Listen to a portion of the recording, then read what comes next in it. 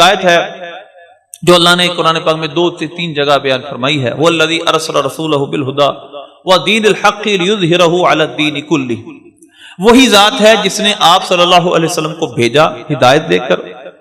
دین ہدایت دے کر، اسلام دے کر بھیجا، حق کے ساتھ بھیجا، تاکہ اللہ اس اسلام کو باقی تمام دینوں پر غالب کر دے، اس دین کو اللہ باقی ادیان پر غالب کر دے۔ اس آیت میں تو اللہ یہ فرما رہا ہے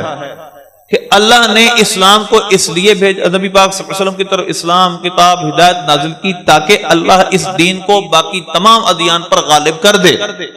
اور یہاں جو سناریو بیان کیا جاتا ہے اس میں تو ہر وقت صبح و شام یہی بات ہو رہی ہے، فلاں صحابی نے یہ کیا تھا، فلاں صحابی نے یہ کیا تھا، فلاں جنگ کے بھاگ گئے تھے، فلاں جنگ میں بھاگ گئے تھے۔ تو پھر بتائیے جو آپ سب کچھ بیان کر رہے ہیں اس کے مطابق تو اسلام کو شان و شوکت تو صحابہ کے ذریعے ملی نہیں، معاذ اللہ۔ تو وہ کون سی شان و شوکت ہے؟ اس کی بات اللہ فرما رہا ہے کہ اللہ تبارک و تعالیٰ اس وجہ سے آپ کو بھیجا ہدایت دے کر تاکہ تمام دینوں پر اسلام کو غالب کر دے۔ اور ایک مذہب کے مطابق تو، ایک مسلک کے مطابق تو 3 کے سوا کوئی مسلمان نہیں تھا، بجائے وہ دین کا غلبہ کون سا تھا جس کا اللہ ذکر کر رہا ہے؟ وہ کہتے ہیں امام مہدی آئیں گے، مہدی جو امام غائب وہ آئیں گے، وہ درجہ دیں گے۔ آپ مجھے بتائیں ذرا غور سے دل پہ ہاتھ رکھ کر،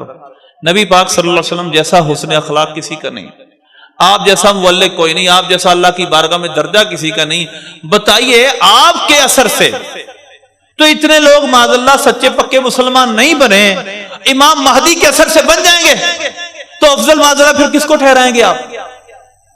حضور کی تبلیغ کا لوگوں پر سچا اثر کوئی نہیں ہوا معاذ اللہ،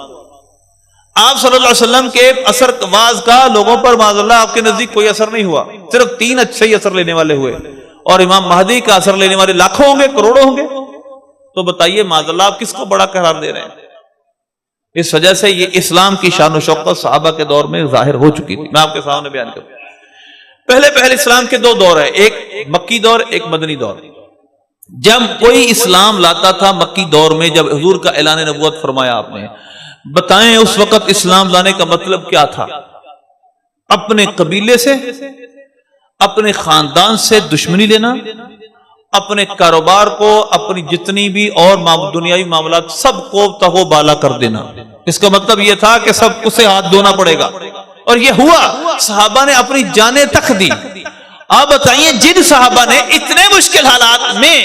اسلام قبول کیا، ان کے متعلق اے سی کے کمرے میں بیٹھ کر پیسے باقاعدہ لے کر بڑی گاڑیوں میں آ کر لوگ باتیں کر رہے ہیں، جن کو یہ نہیں پتا تلوار کا وزن کتنا ہوتا ہے، وہ آج سمجھا رہے ہیں کہ احد میں بھاگ گئے تھے، حنین میں بھاگ گئے تھے، فلاں میں بھاگ گئے تھے۔ ذرا یہ بتاؤ جب مکی دور تھا، جب صحابہ کرام رضوان ایمان لاتے تھے، اس وقت ایمان لانا مشکل کتنا تھا؟ اس وقت مطلب کیا تھا ایمان لانے کا؟ اپنا گھر چھوڑنا، اپنے خاندان سے ہاتھ دھونا،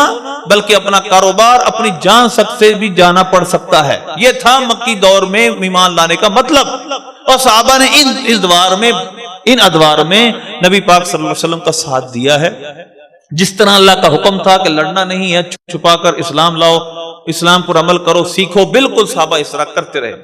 اور جب دور آیا حضرت ابوبکر صدیق رضی اللہ تعالیٰ، صحیح بخاری میں حدیث ہے کہ نبی پاک صلی اللہ علیہ وسلم کو ایک کافر معاذ اللہ نماز کے اندر آپ کو اس کا گلا پکڑ لیا، غالباً آپ کو مارنے لگا،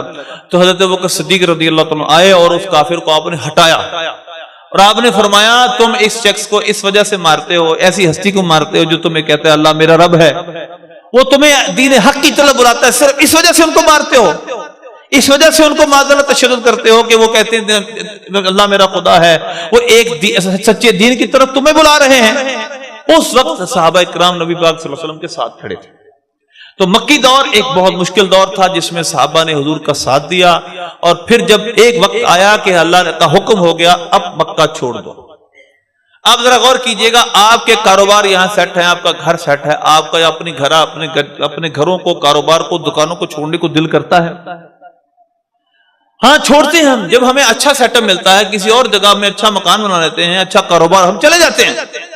لیکن ذرا دل پہ ہاتھ رکھ کے دیجیے، جو آج صحابہ پہ تنقید ہو رہی ہے، یہ وہی صحابہ ہیں جنہوں نے جب حضور کا حکم ہوا ہجرت کیجیے، ہم نے مکہ چھوڑنا ہے،